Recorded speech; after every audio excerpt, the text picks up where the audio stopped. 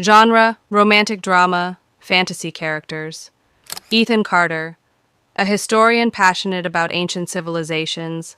Lily, Everett, a mysterious woman from the past.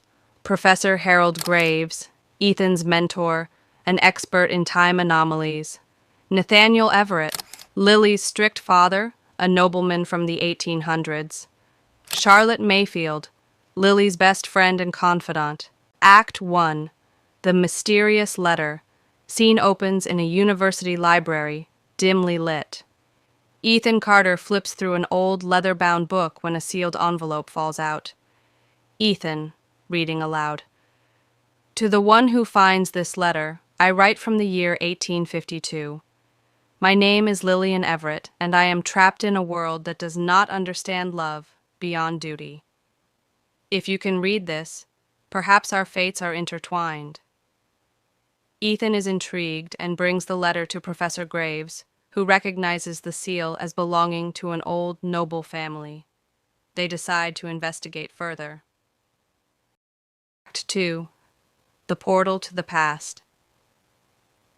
After nights of research, Ethan stumbles upon an ancient clock, rumored to open doorways through time.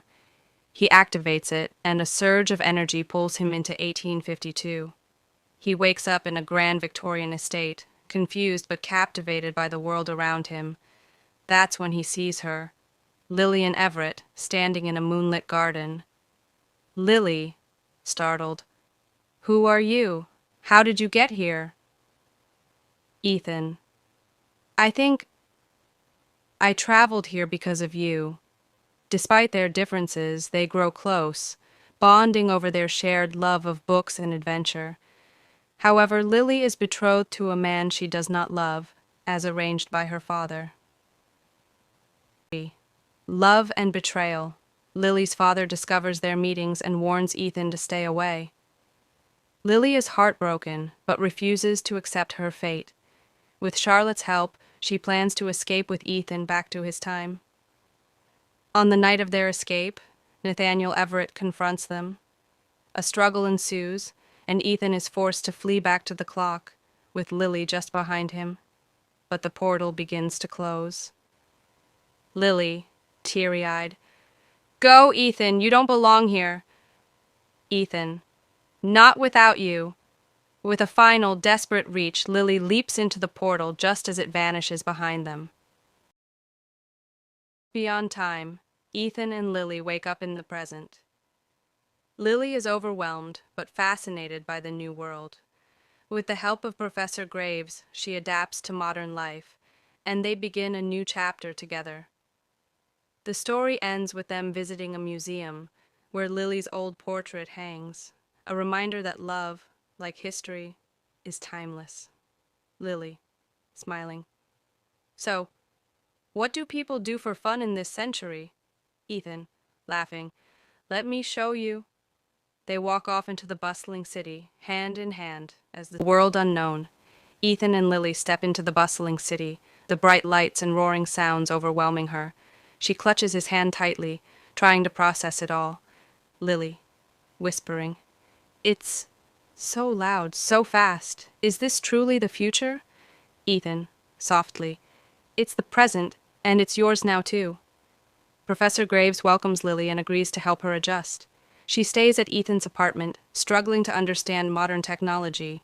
Electricity, phones, and cars terrify and fascinate her in equal measure. One night, she watches an old movie and gasps in amazement. Lily, moving pictures. It's as if ghosts live inside the screen.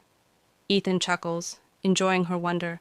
As days pass, she learns quickly, reading books, listening to music, even trying to use a phone. But something lingers in her heart, a sense that she doesn't truly belong. Act 6. Whispers from the Past. One evening, Lily visits the museum where her portrait hangs. She stands before it, staring at her own face frozen in time. A sense of longing washes over her. Lily, softly, I was never meant to leave. Ethan senses her unease but doesn't want to lose her. Meanwhile, strange occurrences begin.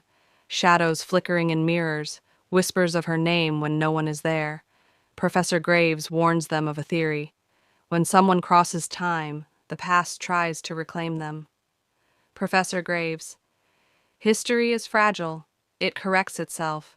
The past may call Lily back. One night, Lily dreams of her father's voice, of the life she left behind. She wakes up gasping, her body flickering like a ghost for a brief moment.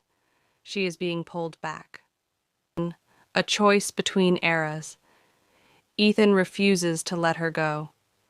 He searches for a way to anchor her to the present, but the more time passes, the weaker she becomes.